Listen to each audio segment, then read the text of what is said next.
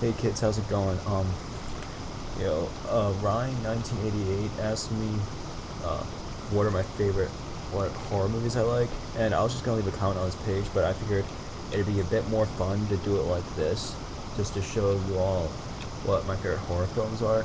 Now, this may be a two-parter since I got a lot here, and this obviously won't be my only favorite horror films collection because I plan on getting more in the future. But I do have like a list of ones here of like ones that I own but I don't have because I lent them out and I don't see them for another year and a half. And I find that it's pointless to go out and buy it again. So, what the hell? Rambling on about this too much. Let's begin.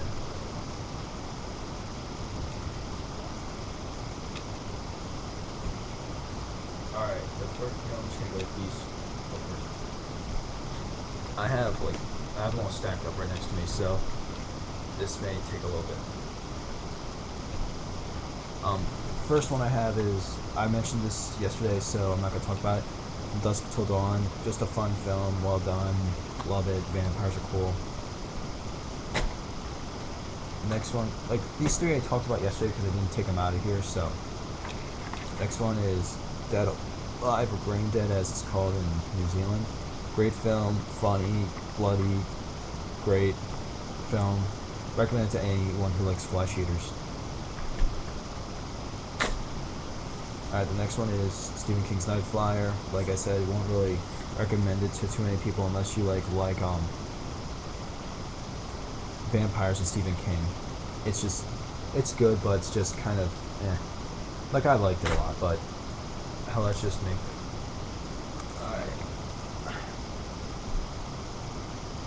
Next one is spoof of Romero films, Return of the Living Dead. Now this film I've talked about before.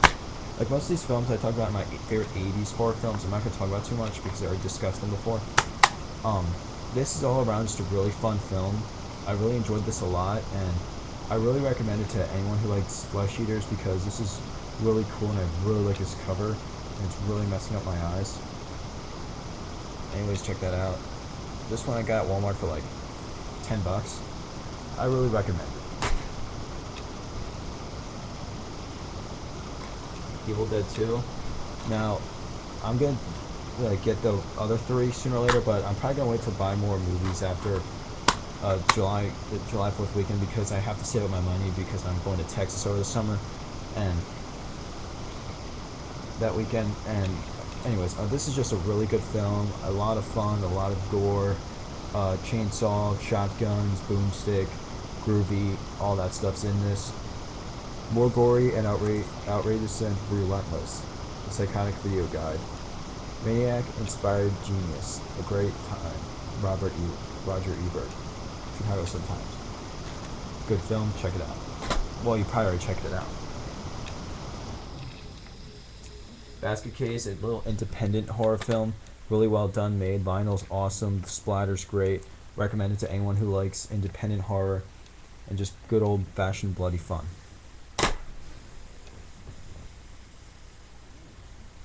Next one is Hellraiser. Now the gore isn't too much in this movie, but it is just disturbing how it's put out. It's all around just a fun film, a great watch. It's really creepy and recommend it to anyone who likes horror. That's right, true horror.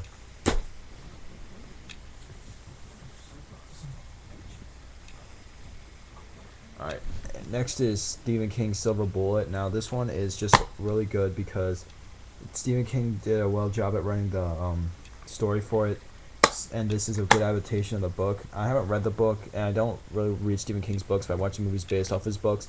It's just really good, and I'd recommend checking it out.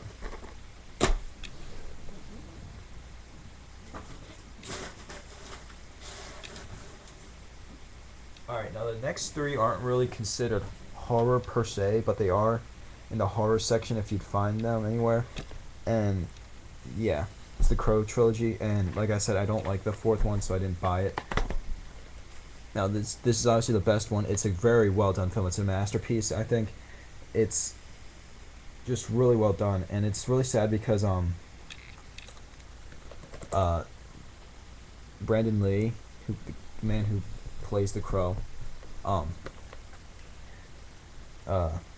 he died after the production of this film, and it was really sad because I'd like to see him. I would love to see him in more stuff. This was like I think the first R-rated movie I no wait that was this one. Wait, when did this come out? I don't think this was. Oh, forget it. Um, I forget. No, wait, that was never mind. This was the first R-rated movie I saw in general. Now I saw in theaters. I was thinking of something else. That was from Dusk Till Dawn, I think. It's just an all-around good film, and so are these two. This one was direct to DVD, but still really good. Most people ignore that one, but I recommend both of them. I mean, I'd recommend all three of them because they're just really good films, and anyone who likes action and some horror here and there, good pickup. I mean, a very good one. Next is a movie that everyone already knows about, so I'm not going to talk about too much. Is Halloween. Everyone saw this. Everyone loves it, and everyone ripped off it somehow. But of course, this got some inspiration off of the Texas Chainsaw Massacre and Psycho. So, anyways, I'd recommend checking it out.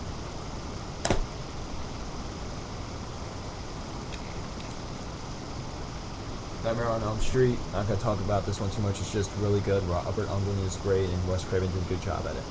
I give him a thumbs up.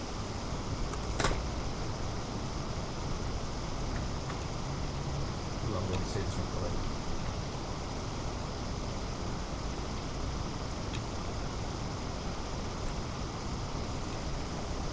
This one is also an independent film. It's Jack Brooks' Monster Slayer. Really well done. I recommend it to anyone who likes horror and independent films. It's just an all-around fun film. There's no CGI at all. I love it. It's great. It comes with this cool box-looking thing.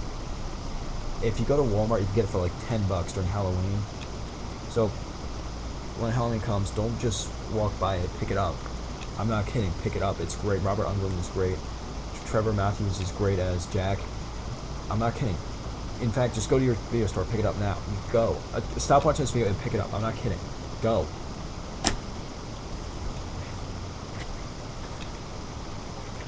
No, I'm gonna save these things for later.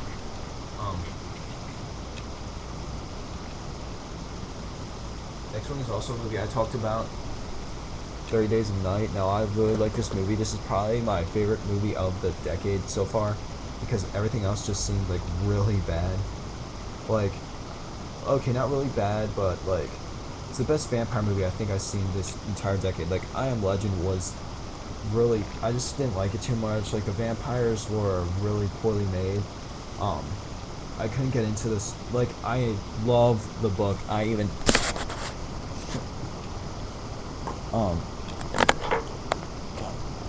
I have a copy of the book. The book is great, and I just felt like it didn't do the book too much justice, which I wasn't really expecting it to, because a lot of book-based movies don't really do books justice. But I just can't take Will Smith seriously, and most people probably know what I mean by that. I just pictured him way too much of rapping, and the ending was kind of dumb. It just left you with a bad feeling on the inside.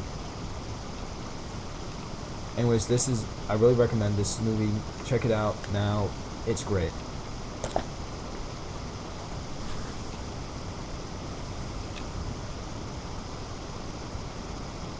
Alright, next is George Romero's classic Martin. Now, this is completely underrated, and I never understood why. It's really, really good, really well done. The ending's kind of like, that leaves you with a bad feeling, but it's just a really well done film, and it got some good credit. It's got an outstanding Gothic original, an eerie saronic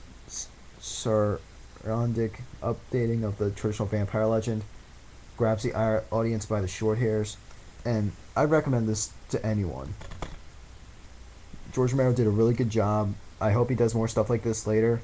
He also did Season of the Witch, and the Crazies, and the Creepshow movies, and Tales from the Dark Side. And this one was also a shining point. I recommend it. Well, anyways, I'm about running out of time, so part 2 will be up in about 5 seconds after this video runs out. So I'm gonna leave you with this.